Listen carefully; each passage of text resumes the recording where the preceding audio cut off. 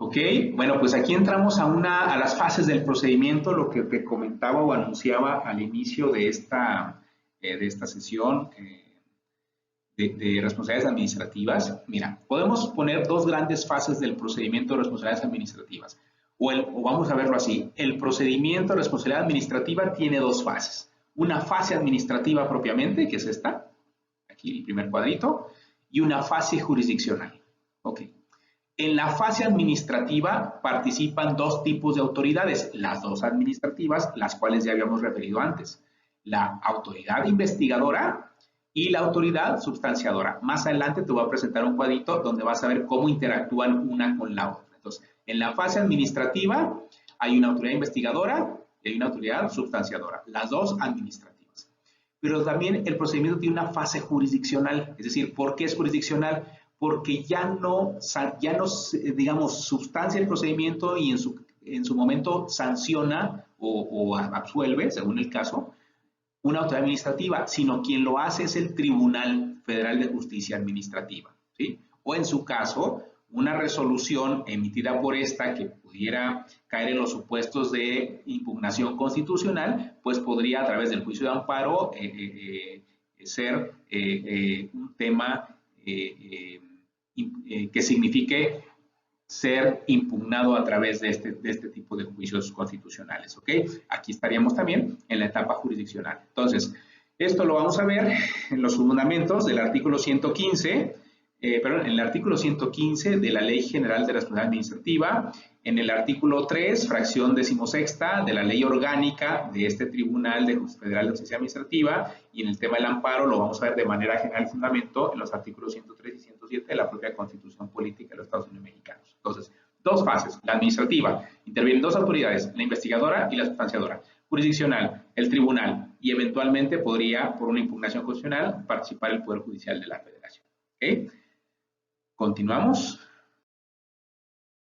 Ok, ya vimos que hay dos fases, la administrativa y la jurisdiccional. Vamos a centrarnos primero en la fase administrativa y para aquí vamos a revisar el 115 de la Ley General de Responsabilidad Administrativa.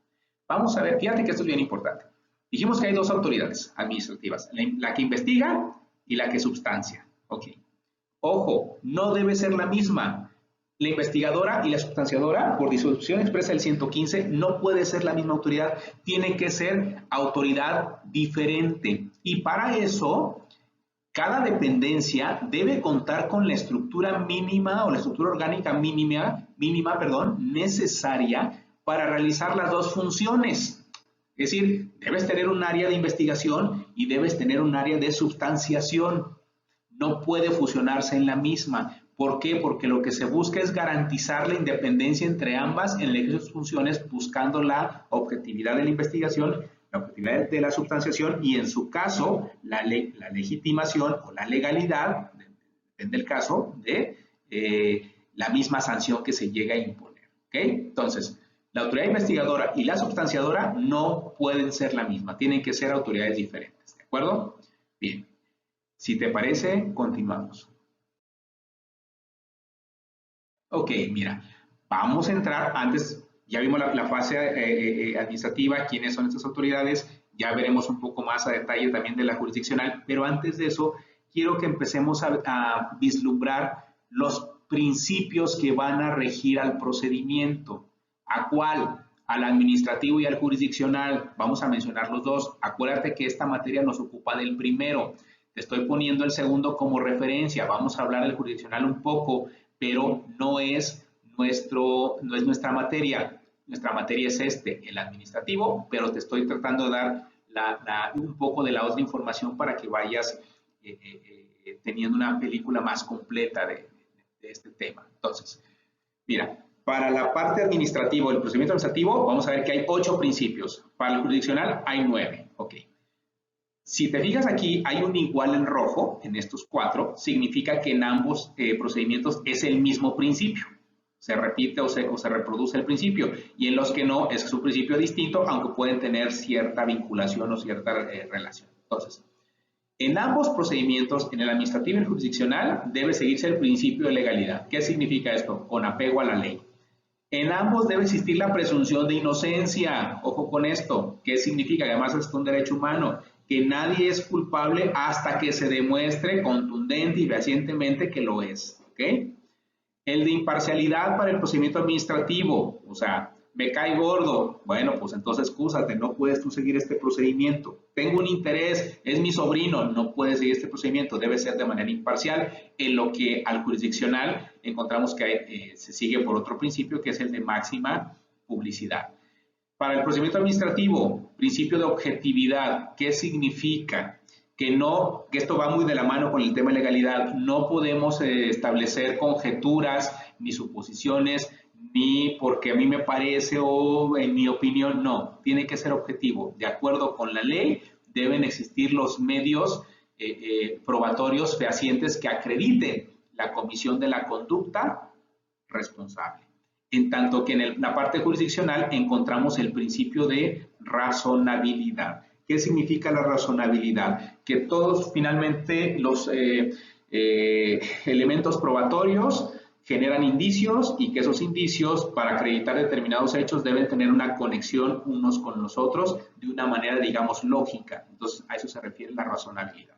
La congruencia en el procedimiento administrativo. Bueno, pues si yo por un lado te investigué y no te encontré responsable de A, pero luego te sigo investigando y siempre si es responsable de A, ver, tienes que ser congruente. O sea, tienes que, si ya de esto dijiste que no hay elementos, pues te tienes que mantener en esto.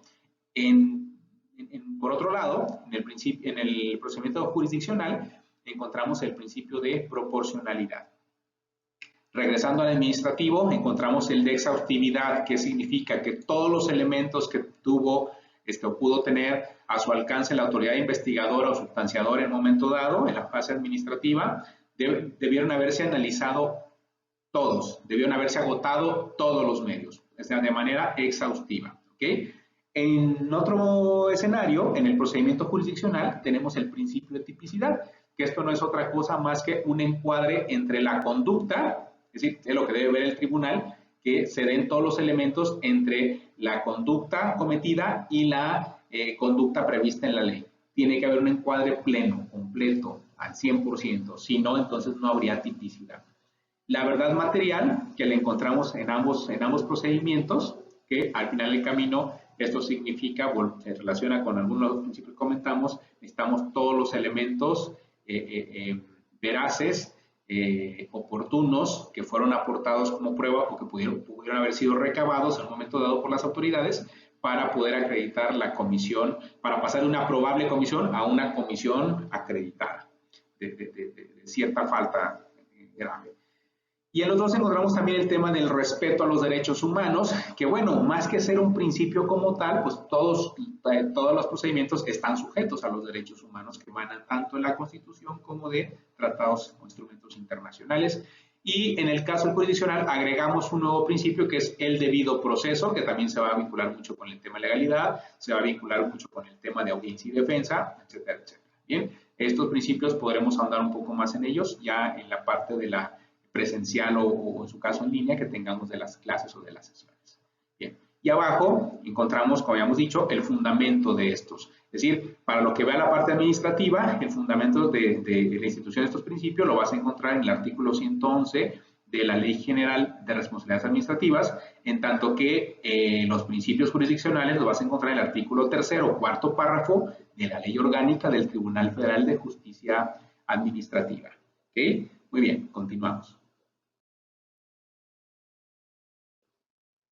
Muy bien, bueno, ¿quiénes son partes en el procedimiento administrativo? Ok, son partes en el procedimiento administrativo la autoridad investigadora, el servidor o en su caso ex servidor público señalado como presunto responsable o investigado. El particular, si fuera el caso de una falta administrativa grave, por ejemplo, y en su caso tercero. Si hubiese un tercero al que pudiera generarle un problema, un conflicto, la instauración del procedimiento o la determinación de la sanción, entonces puede llegar a ser parte en este procedimiento administrativo. Otra vez, ¿quiénes son las partes en el procedimiento administrativo? La autoridad investigadora, el servidor público, el particular y en su caso el o los terceros. Eso lo vas a encontrar en el artículo 116 de esta legislación general de relaciones administrativas que hemos estado trabajando. Bien, continuamos.